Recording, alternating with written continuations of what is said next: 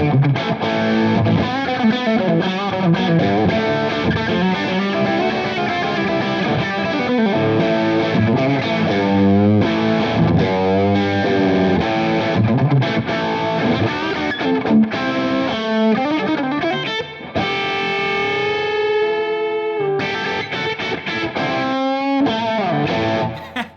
is up, everybody? Woo! Talking about my favorite thing in the world, writing rock and roll riffs and the secrets behind them. Woo!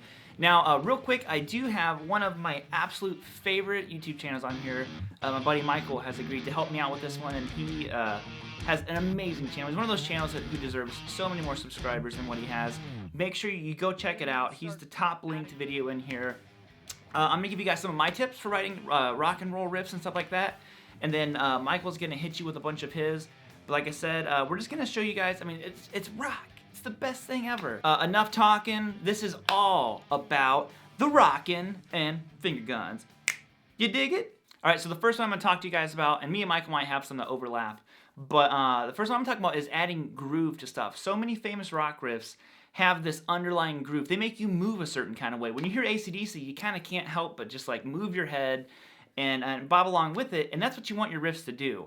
If you have a riff that's like too fast, you know, I mean, not that this can't be rock and roll, but if you're kind of like,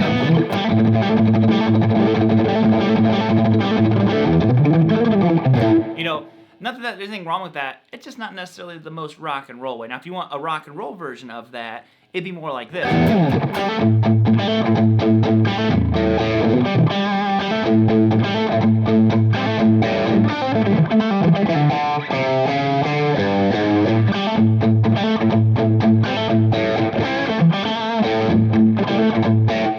Notice how it had more groove. It made me instinctually, like without even thinking about it, I started moving to it more. The other one had more of like a stiff, kind of straight ahead.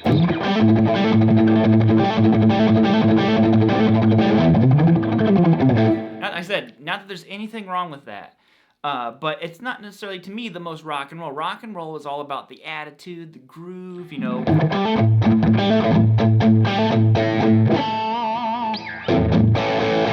That kind of vibe going on with it, to me, gives it that rock and roll sound. So add groove to your notes, even if it's just one. Like I said, I could have went like this, but I went like this. Already has that groove, and now the notes that you put on top of it. Now, the next one I'm going to talk about is making the stuff just sound mean. I always call it, I call them stank riffs, because it makes you kind of like turn your nose up and grit your teeth a little bit. And a lot of that is adding double stops. You know, you can do your straight ahead kind of power chords, which, you know, is in like all over in rock and roll music, of course. Or you can kind of do these double stop ways of rock and rolls. And I think this is a really good way to add a little bit more attitude. So if I did a riff that went like this, and I'm going to add a little bit of a lead into it when I do the second version, but overall you'll get the idea. So if this is my riff,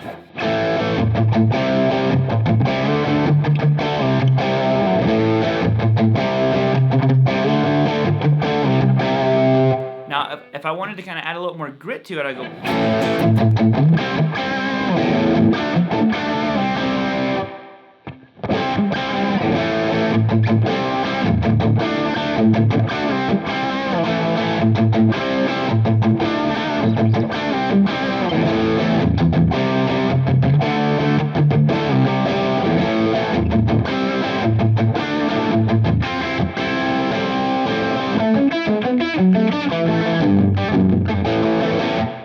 already, to me, that has more attitude because it makes me want to shake the string a little bit. So you have this, or, you know, that. This, or that. This, or that. You know, all the different ways of kind of playing through that stuff. But adding those double stops to the style of power chord is a really kind of like rock and roll thing. There's so many riffs where they're like, even like Leonard Skinner is a great example. The Give Me 3 Steps.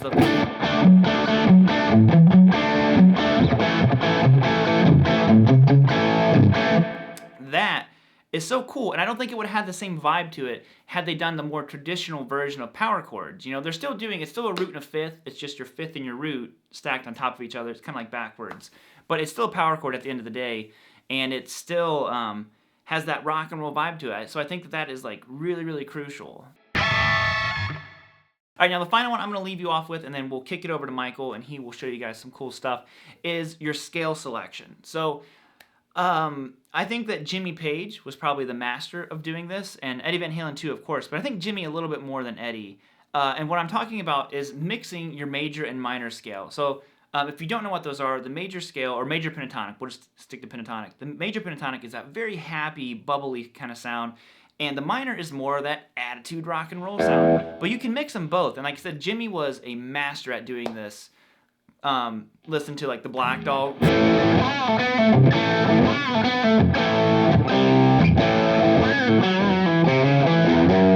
However that riff goes, I'm not playing it correct. But so you can mix both of those, and they add different vibes to it. So I'll do like an A riff, and I'll just kind of groove on it for a second. I'm gonna go major, and then you'll be able to tell when I go minor, because it's gonna have attitude and that like spunk to it. That's what we want. That's what you want. You want spunk on them notes. So it goes like this.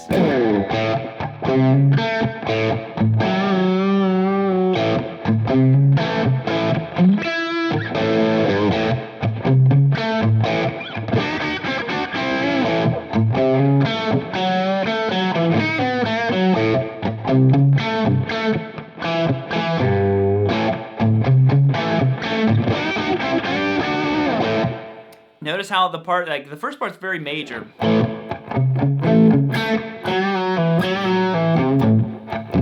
It's just kind of like this cool, groovy, like major vibe. Then when I go,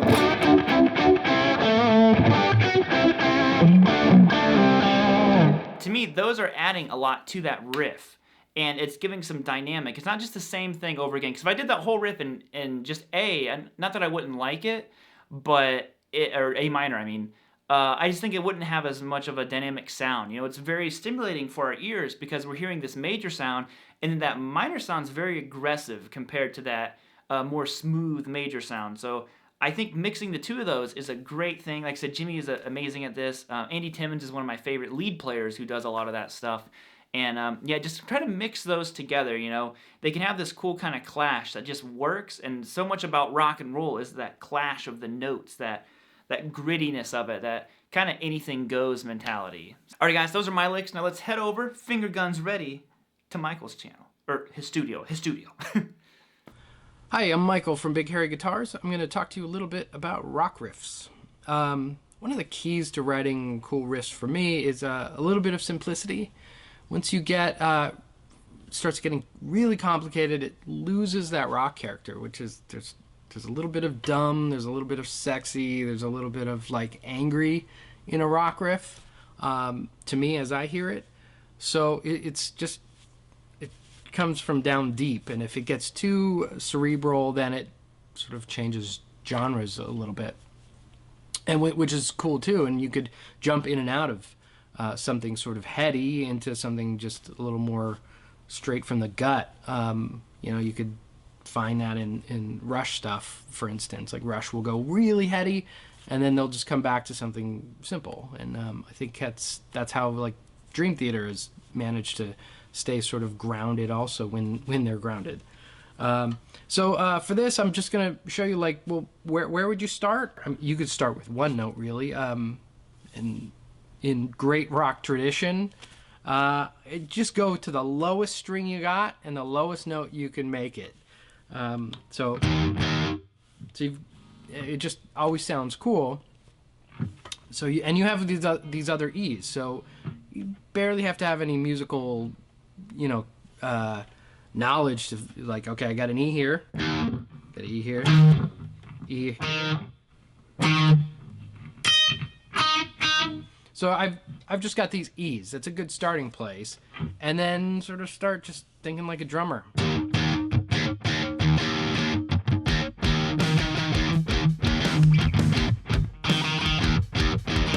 And for me, I like to move the position of notes around. So to me, notes on the low strings up high sound completely different to these, and they give a completely different energy. So you could go like,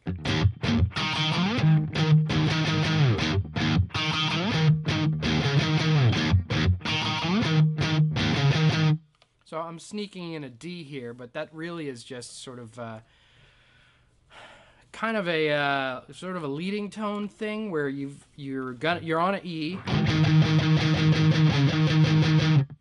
and you don't want to stay on the E forever. So you go to the D, and you'll hear it wants to go back to the E, and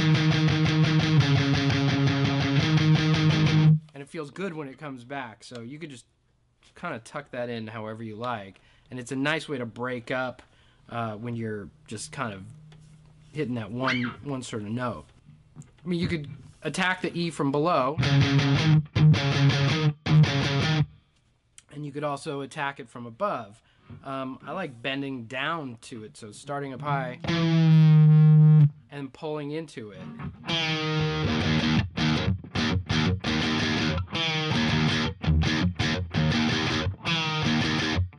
That always has a cool sound to me, and so that's sort of a little half step in. Ooh, went too far there.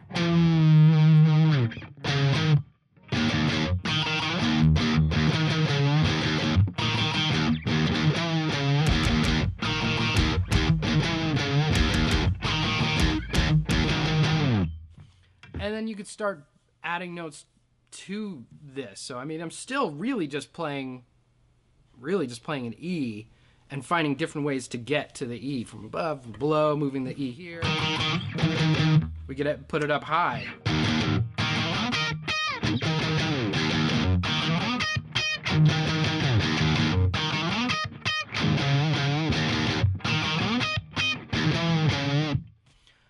So I'm still, it's just a high E, sort of low high E, and this, the bitey E because it's down in the lower part of the neck. So now you can start fleshing it out with a little bit of chord colors.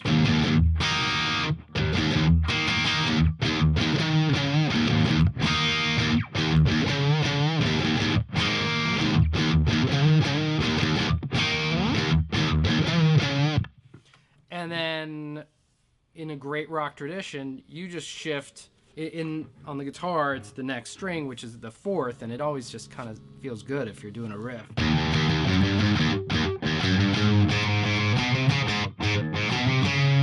it has a sort of that simple harmonic structure of old rock and roll, but you know, like Pantera, if you have this crazy heavy riff happening down low, like they could shift up and it still sounds awesome. You're not thinking like Everly Brothers rock and roll when they do it. So there's ways to make it real cool. So let me try and incorporate that. So I'm not going to jump up strings because this is kind of an all-around riff, but I will go to the A here.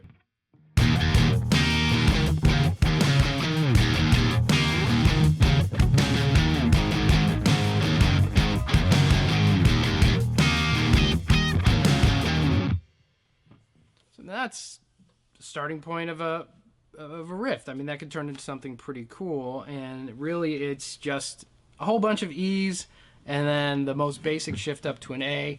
And when I go to the A, I'm sort of echoing the rhythmic structure of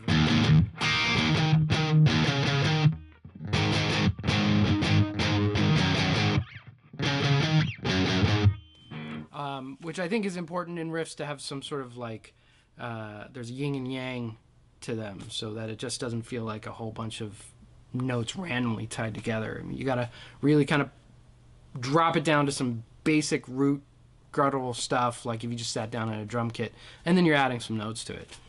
Anyway, I think that's a good starting point if you're kind of new to writing rock riffs, and even if you're new to the guitar, you know, just grab a note, turn into a drummer.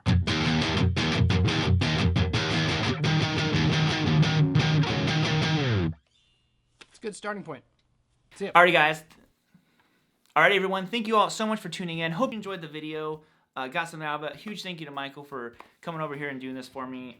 You know, man, being honest, just talking to you now, I really, really enjoy your content and your videos. You're such a great player. So hopefully a lot of you guys go over there and check out his channel. But other than that, we're going to get going. I hope you guys are spending your weekend writing some rock and roll riffs, because that's what I'm about to go keep doing.